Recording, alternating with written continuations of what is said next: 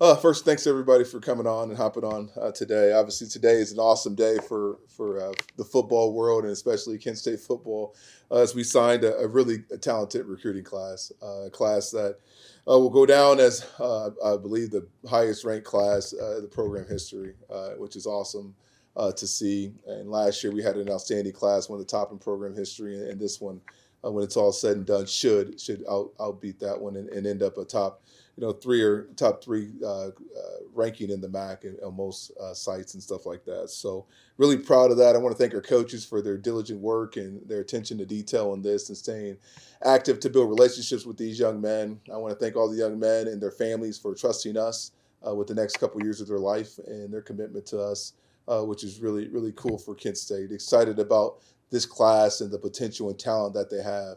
It's really special. And to put that with the class we signed a year ago only brings a bright future for Kent State and Kent State football. Some things with the class, just overall, some notes with the class. It's 2025 class had 2 state championships winners, one guy playing for the state championship, 20 players receiving all conference, 15 players receiving all district and region, 7 named to all state. The class had over 150 touchdowns this season, and it had over 650 tackles on the season as a class. Like I said, this class is ranked in the top 3 on most sites, and there's still more to add to it. The guys that we announced today, there's still 2-3 more that we are expecting to come in. Some are still playing right now, wanting to wait till their season's over as they play for state championships. Others waiting for his team event, where his team is going to announce all together where they're going. Which we respect. But I know both of those are coming in, and we should expect those as well. When you look at the class, offensively, we signed a quarterback, 2 running backs, 2 receivers, 2 tight ends, 4 linemen. Defensively, we signed 3 linebackers, 2 safeties, 1 corner, 1 rush, and 1 DT. And then specialist-wise, we had 1 kicker/punter that we signed as well. When you look at where we went to get these young men from, 10 guys from the state of Ohio, which we've always said that's where we want to hit first. So out of the 21 guys that we're going to sign, 10 of them are from Ohio, which is really special to us. We had 2 from Pennsylvania, 2 from Illinois, 2 from New Jersey, 1 from Michigan, 1 from Kentucky, 1 from Indiana, and 2 from Georgia. So again, you really attack that Midwest area. Why do we do that? Because there's name recognition of Kent State. People are aware of it. They've either had family members that have some kind of tie to Kent State University, or they just know of it in the program's history. And it helps our fan base here. And then it allows people to drive to see these guys play, which is really important to us. And then it's areas where there's cold weather skill. And I think that's really important when you're looking at guys playing in the Northeast Ohio. You wanted cold weather guys who are used to it, who don't have to adapt to it. And then the 2 Georgia guys, obviously, are guys where we've always had success in Georgia, is going back to all kinds of coaches here in their history. So we always attack that area and get guys there. I'm going to announce some of the guys and talk about a couple of them here and just give you feedback on them and how they got to Kent State. Then I'll open it up for questions. I'll start with Deontay Ruffin. He's a quarterback from PA. He's a first-team all-conference player, threw for over 1,400 yards, 476 yards rushing, 25 touchdowns, 65 completion percentage. This guy has a really strong arm. He's a guy that has positional flexibility. I know he's recruited as a linebacker as well, which gives him position flexibility. He makes tons of plays running with the ball, which is really exciting for us. And then, like I said, he also played a little linebacker as well. So excited about Deontay and his family joining our family. Next, one of my first guys we got committed was Ryan Martin, running back, a highly touted kid out of a program that's got a rich tradition in East St. Louis Senior High. They won the state championship this year. This guy was a big reason why. His overall record this year was 13-1. He was obviously 2024 All-State team. Then he was the state champion. Had over 700 yards rushing, 7 touchdowns. And if you know anything about East St. Louis, they have a lot of Division I players. So getting the ball that many times is impressive. He has good size, very patient and good vision, good speed. He's a one cut and get vertical guy. Runs behind his pads. Really excited about him. This was a guy that was recruited by everyone. We got him to commit early, but he had several Big Ten offers. He had a couple other Power 4 offers as well. Came here because he wanted an opportunity to play. Has two phenomenal parents and excited about Toronto. Another running back, Anthony Jeffries, guy out of Georgia, a guy also that we identified early. I've had success in my career with compact running backs, guys who are a little bit smaller, but they're built really strong and tout. And he's no different than that. He's 5'8", 190 pounds. He runs low to the ground. Really hard to get this guy down. I think when we did the study, this guy, like every fourth run, he broke a tackle, which was awesome when you're looking at the numbers here. He was a first-team all-conference player. He was a regional finalist. He's tough and a decisive runner. He has good burst and break and speed, good contact balance, 7 games with multiple touchdowns. He tied his school record for 4 rushing touchdowns in a game. So this guy has big play potential, and that's what I love about this. I thought that room needed a little bit more big play potential. I think we need to break more tackles, and I think we identified that with Anthony. Another guy here, receiver now, going to receiver, Tion Hunter, out of Wayne High School in Ohio. So again, one of our Ohio guys. He's a first-team all-conference player. He was a guy that his twin brother was another highly recruited guy as well. He had 31 receptions for 469 yards, 7 reception touchdowns. This guy is dynamic. We had him at our mega camp, and got to see him live. He was a guy that we identified back in January of last year as a guy we wanted. He came in, did a great job at camp. Has a lot of Deshaun Martin in him, where he's got fluid hips, gets in and out of his breaks, good top-end speed from the same area as kind of Deshaun Martin in that Springfield, Ohio area, but really excited about Tion. Next, another lengthy, long receiver in Maurice, or we call him Reese Stevens from Kentucky. Bullard High School. This guy was a regional finalist, an all-conference player, had 46 receptions for 700 yards, 8 touchdowns. He is a big, long kid. If you watch his highlight tape, you understand what he does for us. He allows us to stretch the field vertically, but with a big, long guy with long levers, and his reach is outstanding. This guy, the ball's never dead. So this is one the quarterback can throw the ball up to, and this guy can go get it. Really, really excited about him. He's another guy that had a couple Power 4 offers that chose to come here. Again, we built a great relationship with him. I thought Coach C.J. Conrad did a great job recruiting this young man, and then Coach Patterson as well, tagging team and getting him to stay committed to us through the year. But excited about Reese coming here.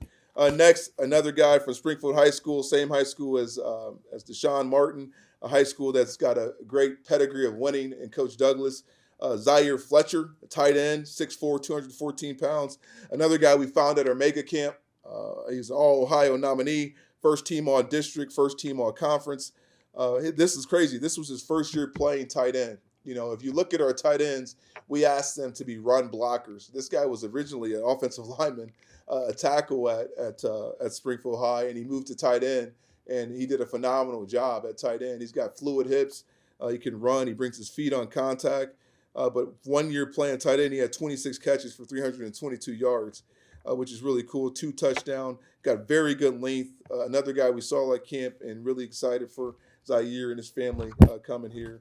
The next one, tight end, is Garrett Long from Columbus North High School in Indiana. Garrett was a guy that we got on a little bit late in summer, but led his team to an 8-2 record. First team all-conference player again. 431 yards reception, 6 touchdowns, 40 tackles. So he played on both sides of the ball and also had 3 sacks. What I love about Garrett, he's got a big frame. He's a big guy who's going to put a lot of weight on. He's 6'3/6'4", about 217 pounds. He's a multiple sport athlete, so he's not been focused on football and putting weight on. But coming here, it's going to allow us to put some weight on this young man and really help our tight end room. So again, we wanted guys that had really good physicality at tight end. So we got a former offensive lineman playing tight end now who can catch, obviously, and score. And then Garrett, who plays defense as well, and is a physical guy at the line of scrimmage, which is going to help with that whole mantra there. Moving to the offensive line, this is where we really wanted to attack this thing. We think there's a prime need for offensive linemen in high school. If you look at the portal right now, most of the Power 4 schools are getting their offensive linemen from G5 schools. They're not really spending time to develop guys coming out of high school. So it's an advantage for us to take some of these high school kids. And the first guy we got is a guy from Fremont Ross High School in Ohio, Caton Maley, 6'5", 287 pounds, first team All-Ohio guy, first team All-District, first team All-Conference. He was the D2 Lineman of the Year in that area, 91% run blocking win rate, which we look at that. So 91% of the time when he's run blocking, he's winning. He's a vicious run blocker, and that's what we need. This guy plays to the echo of the whistle. A lot of times you see this guy finishing 5-10 yards down the field. Good feet and pass pro. Really excited about this young man. It was a battle all the way to the end with other teams in our league, and we got him committed early. And guys obviously tried to poach him late, and he stuck with us. And I think he's a guy that's going to have an impact right away. Really excited about him joining our family. Next one, Boston Crowell, an offensive lineman from New Philadelphia High School in Ohio. Another guy was a first-team all-conference player, first-team all-district. Love about this guy, he's been a 3-year starter at left tackle. He's also played D-line as well. So we talk about physicality. He's another guy that plays very physical brand of football. You know, when you look at his defensive stats, he had 39 tackles in 11 or 12 TFLs. So he knows how to play with his hands. He knows how to bring his feet on contact. He knows how to shed people on defense. I think he's another guy that's got some positional flexibility. But a guy we got committed later on in the process, but we always had our eyes on. And a guy we really senior eval'd. We didn't know how good he could be. And then we watched his senior tape as well after having him at camp and staying on him. And we said he developed really well. And we're excited about Boston joining our family. Another big kid, Tyler Meadows from Lake East High School in Ohio, 6'8", all of 6'8", 320 pounds. This guy is a guy that, I tell you what, when you talk about why you evaluate senior film, if you watch his junior film, he was probably a little bit underdeveloped. He had a massive growth spurt. He had just started playing a little bit of O-line. And then you see the growth he made his senior year gets you really excited about this guy. This was one that we had been on for a while, and we didn't want to offer too soon because we didn't want other schools to jump in the party with him. And when they found out he committed, they did. But he stayed true to us, and we're excited about him. He's a guy that's 7-4 overall high school record this past year, but all conference selection. This guy's tremendous improvement from his junior film to his senior film, and I encourage people to watch it. He's got great size. He moves great in space, a dominant run blocker. When you watch his film, he went to the school. His coach is actually John Kitna, NFL quarterback. He raves about him, so we're excited about Tyler joining our family. Our last lineman here, Nate Cross. Nate actually is from Hoban High School, and another guy we evaluated late. What I love about Nate is I see Elijah Williams all over this kid, Tank. He's a nasty, physical lineman that plays the brand of football at Hoban. If you know anything about Hoban, that is one of toughness and physicality. And he started there for a couple years. When that head coach called us and he said to us, "Coach, this is the best lineman that I've ever coached." Those were his words, that I've ever coached. And we looked at the film and studied him, and we saw why. People might have passed on him because he's not 6'4", 6'5", but I never think you can measure a guy's heart. And this guy plays with heart. He plays nasty. And, since we had success with Tank and him going to be a great player here, we didn't have any problem taking a kid who plays as hard and tough as this guy does. And then also is coming from a program with the history of winning. This guy knows how to win, and that's what's exciting about him. He's 12-3 overall record, state semifinalist, all-conference selection. This is really important. He allowed 0 sacks in 15 games. That is really an impressive stat that nobody might look at. I saw this guy play in person in the first round of the playoffs. He's a violent, nasty blocker, a finisher, really good on his feet. And I think this guy can play. He played in high school all 5 positions. I think he can play anywhere in our interior line. Really excited about Nate. Going to the defensive side of the ball, Darian Blackswitch, D lineman out of New Jersey, 6'2", 270. Another guy that we senior eval'd. He was committed to another school. We were able to flip him. 10-3 overall record. First team all conference. First team all South Jersey. He has 66 tackles, 9 TFLs, 5 sacks, 1 touchdown actually.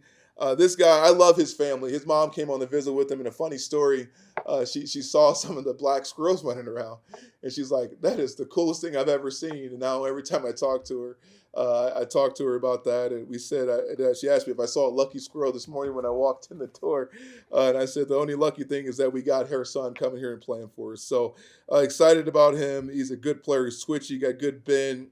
He's going to be a great player for us someday here at Kent State.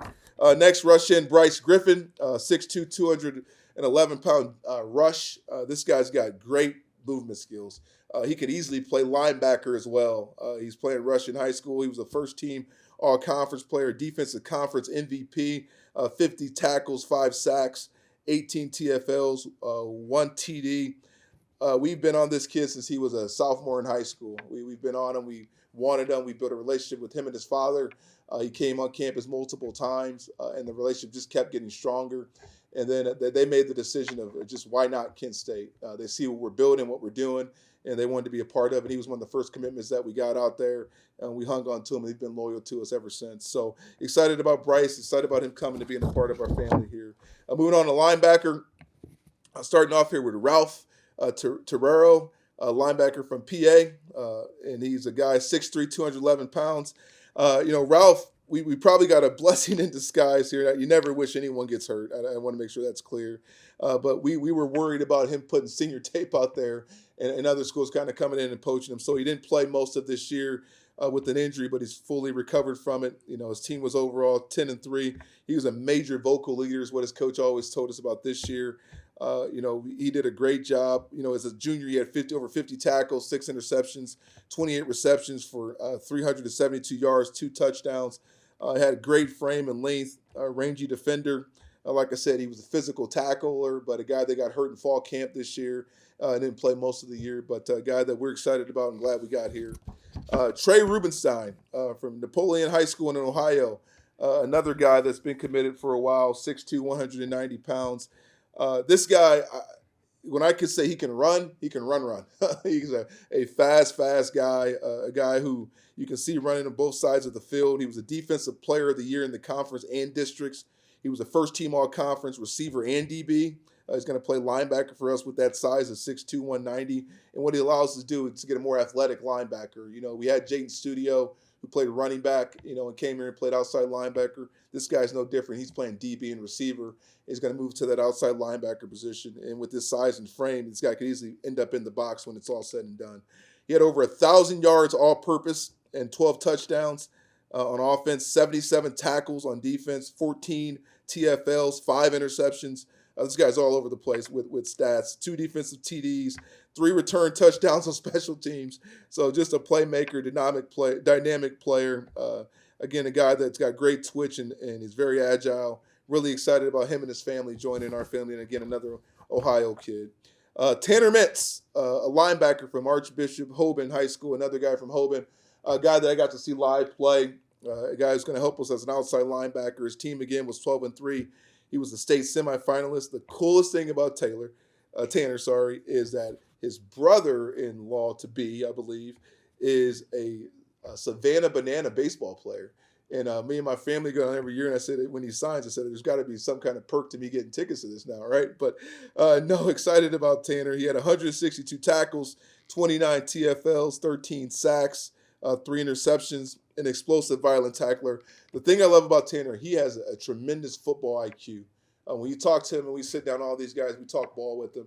When you listen to him talk about football, he's so much ahead of everyone else with his learning curve. And it's probably a credit to his coaches in high school and what they've done to teach him football, but really excited about this young man. Going to corner here, Buddy Rowe Garner, a cornerback receiver from Evans High School in Georgia. We call him Buddy Rowe. He's a great young man, a guy we identified early. He's a receiver/cornerback. He's about 5'9", 160, electric guy in space, first-team all-conference player. Played both ways as a slot and a cornerback, had 50 tackles, 10 PBUs, 2 INTs, and when you're watching a guy and they won't throw the ball his way, that speaks enough about how good of an athlete he is. He averaged 11.2 yards per play when he did have the ball. He has a couple touchdowns, just great speed, great mental preparation. He's got a great mind on him to make him a smart football player. And we always say a smarter player is a better player. Really excited about Buddy and his family joining our team as well.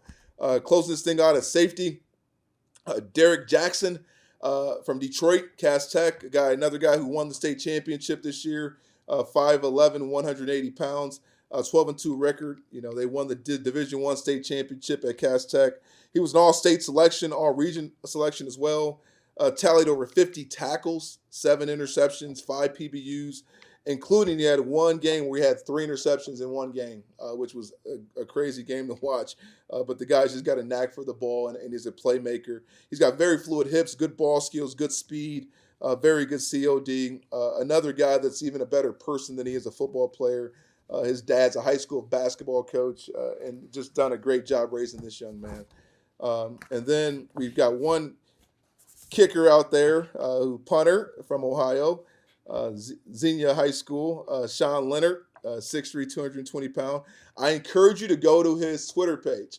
He's got like a 60-yard something field goal or something crazy out there that he kicked, that he hit. But he's 10-2 overall. He's a 2-time All-Ohio, 3-time All-District player, 61 points this season, 5 for 5 on field goals, 46 of 47 on PATs.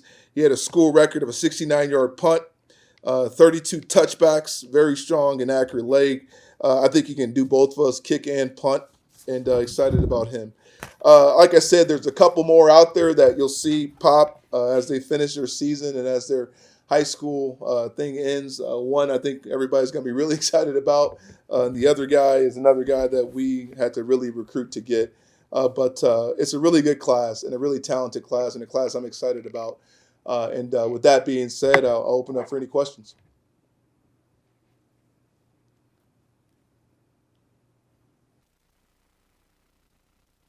Rob, go ahead. Okay, thanks. Coach, was wondering how many more scholarships do you have available now, and how do you go about that? Do you wait till the next signing day in February, or are you allowed to, kind of add some in here between now and then? How does that work? Yeah, so the next signing day is in February.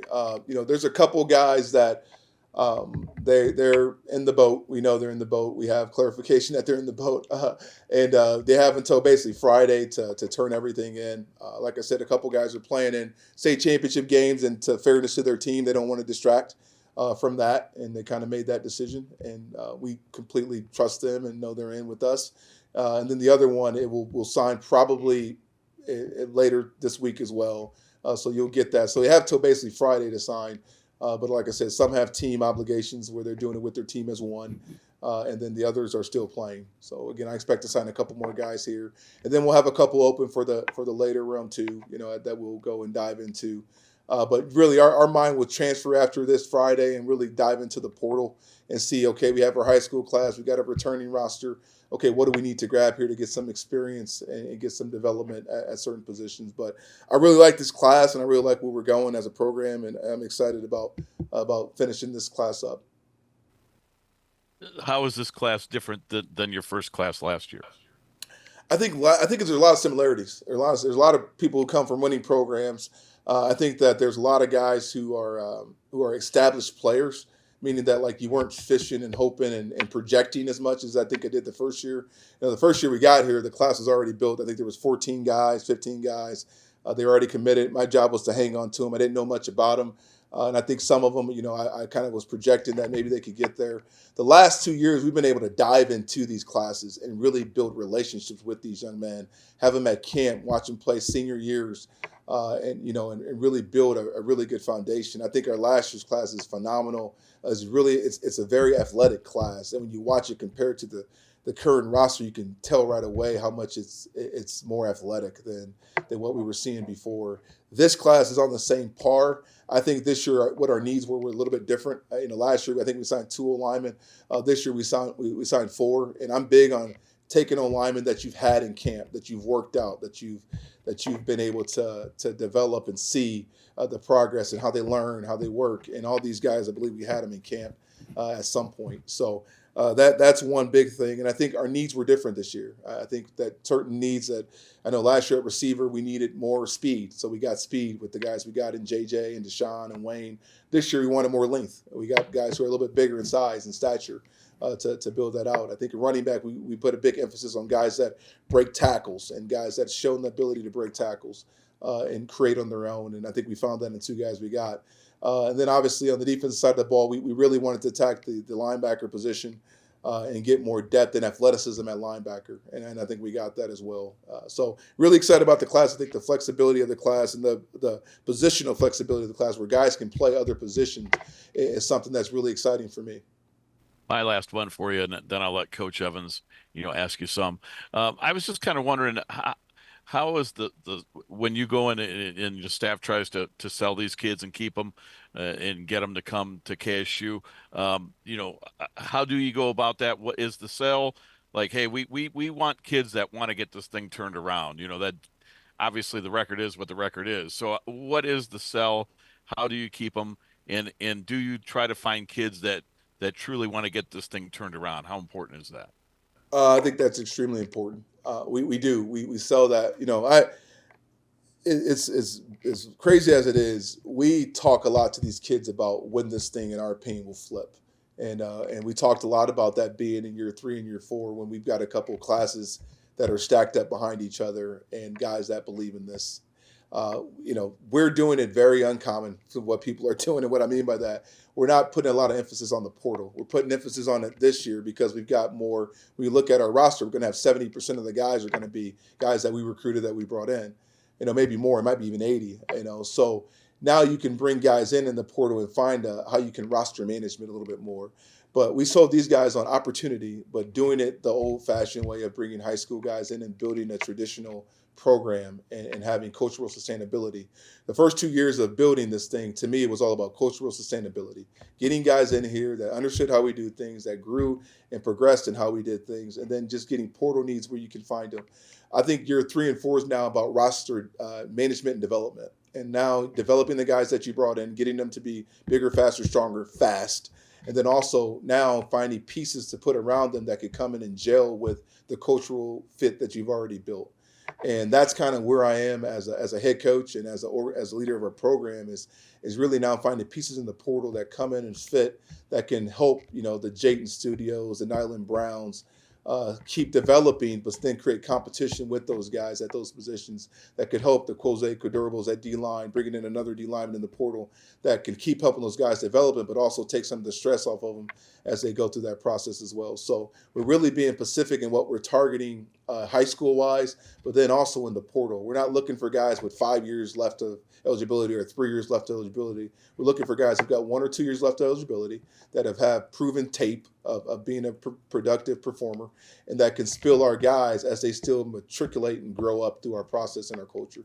And we're sticking true to that process.